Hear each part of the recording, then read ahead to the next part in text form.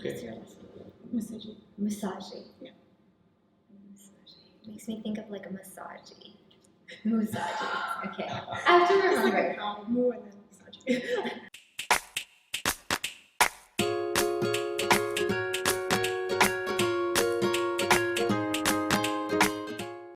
Today we're in Cape Town, South Africa, speaking with female millennial entrepreneur Naadiya.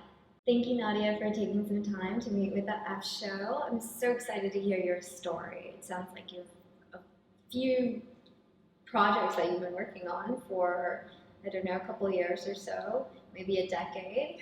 I'm really excited to hear what you've done and how long you've done it for and all those sorts of things. So, but most importantly, really interested in hearing your journey from pre-entrepreneurship to entrepreneurship. So I started as a social entrepreneur, and it's always better when it's needs driven, right? So I started studying engineering, and I got into engineering by complete accident. I was going to be a lawyer because I spoke a lot, and I used to watch Ally McBeal, which is Americans Use for the School Lawyer, and my mom told me you'd be wasting your talents.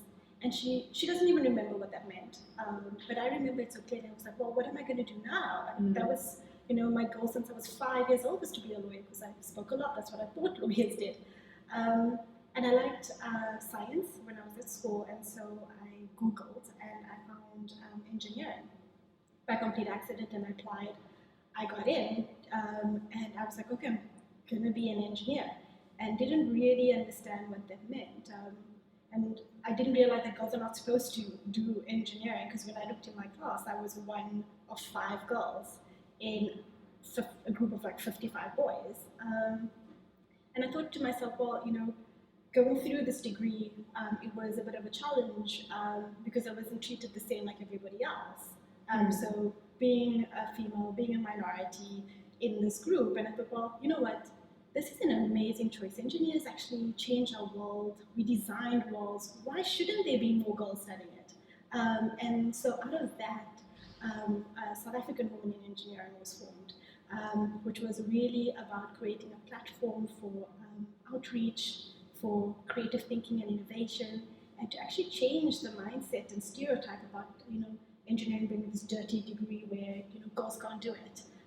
Because engineering is not about lifting heavy things, right? It's about using your mind to create amazing solutions that help everybody. And that's kind of where it all started.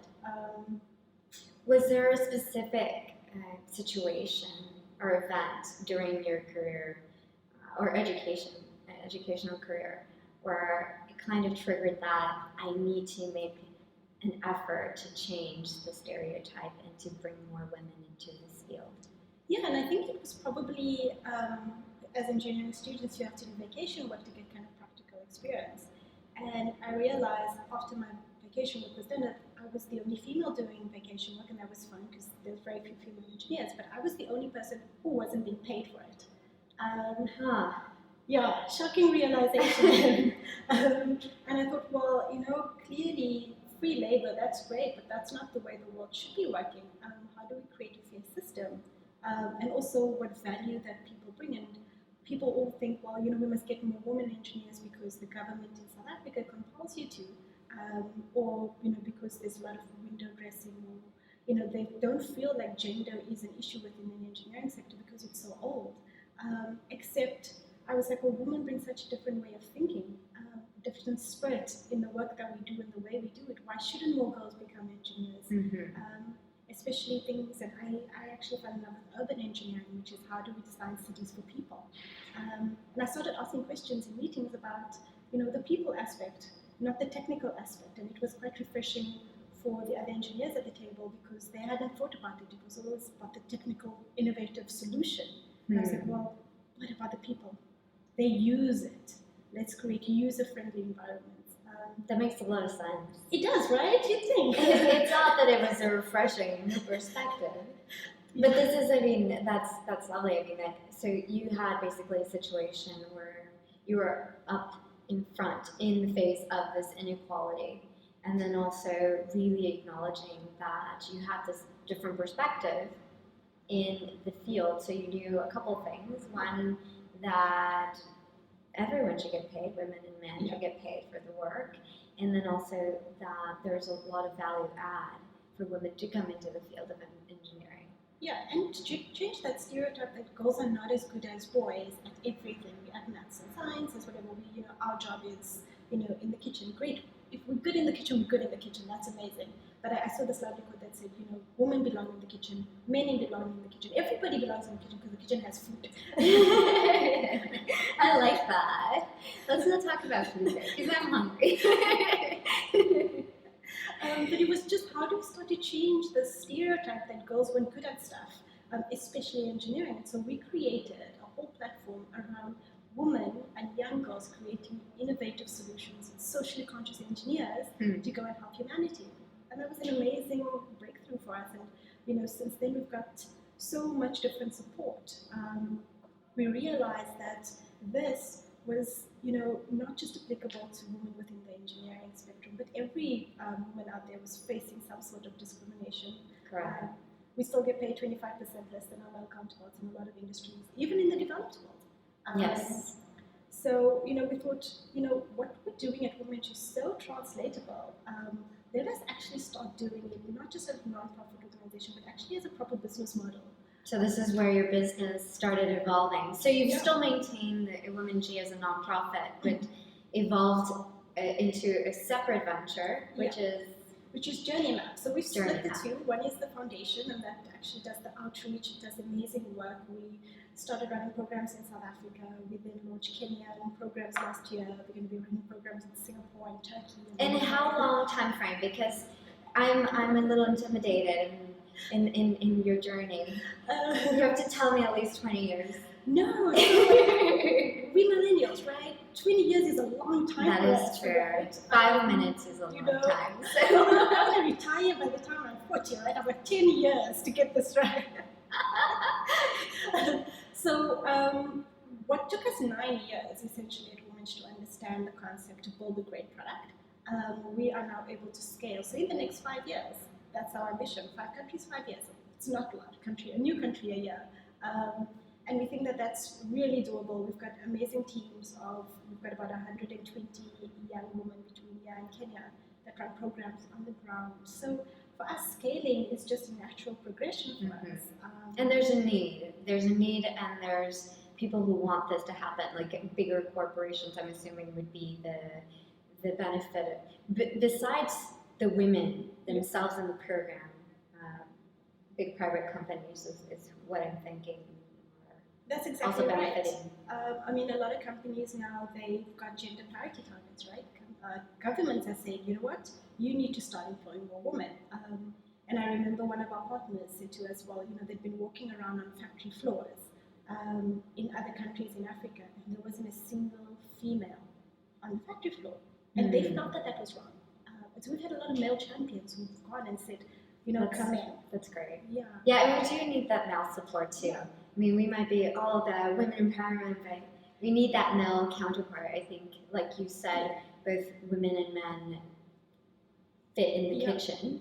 Also, we need the complementary, and women empowerment in everything that we do. So that's been awesome. So who are some partners that have been also sort of the supporters of Women G? Great. So Unilever was kind of one of our biggest ones that first believed in us, and were like, yes, 2 girls with a plan, no problem, we'll fund you. And the partnership has been so seamless that they send out their people as role models. They've helped us expand to other countries. They've lent their support, and that's the great part about multinationals, that they're in other locations where we want to be. So they've been great and supportive about the program and where we are. We've got some amazing champions at Unilever. So we've got a number of other multinational. Jacobs Engineering is also a multinational that's out of the US. And then we've got a lovely group of local partners here in South Africa, Denel Dynamics, Masita, Cecil, who's been sponsoring us, and they're a big petrochem company, who've been sponsoring our girl program because they believe that creating more girls who know about engineering is amazing, and that's kind of the next generation. So we always say we try and create the next generation of women engineering leaders in Africa. That's amazing. That's so awesome. That is so great. So you spun off into Journey Maps, while maintaining the first one. Yes. So what are the differences between Womenji and Journey Map? So, I mean, it's different models. I mean, which is a non-profit organization, and so companies partner with us. They pay us to actually run these programs so they can actually attract the top skills. Whereas with Journey Map, we actually go into companies and we run very specific programs to actually upskill their young people within and their talent within a company. And we run big conferences and events. So it's been different from a cash flow perspective, where you're actually actively making your own money. Whereas on the nonprofit side, it's about how do you start to create these partnerships. But we've always run Womenji like a company. To make sure that at the end of the day we have profit. And our profit is measured by not just money, but also by social impact. And so it's more of a social enterprise. Journey Map, we're running on the philosophy of a social enterprise where we want to create impact, but create profit as well. Because, those shoes don't buy themselves. The Louboutins. No, and to be honest with you, I mean, this is a really hot topic. Why make money on something that you're passionate about? And specifically more in the women world is where I've seen in conversations this hesitancy to make money in doing something that you love or something that's good for society. But you bring up a good point about the shoes, but not just the shoes. It's also in sustaining something that's creating change in the world, that's making people's lives easier, and just helping with progress. So profit is a good thing. Yeah, and I mean, there's no harm in it, right? So it's about how do we value ourselves. And yeah, we may not value ourselves only by the profit that we make. We value ourselves by profit as well as impact and how we change lives. But I realized this, and it took me a long time because I was just like, no, not profit. We non-profit. We, idealist. But at the end of the day, if I'm not looking after myself, if I don't have the money to support myself, I'm doing myself an injustice. How do I value my own time? And so when I started taking myself more seriously and I started valuing my time as valuable, I started to be very, very aware of what I was spending it on and making sure that it was the best use of my time possible. And then I started maximizing not just my revenue and profits from a money perspective, but my social impact as well. I became more deliberate. It's why I can be in 5 new countries within 5 years.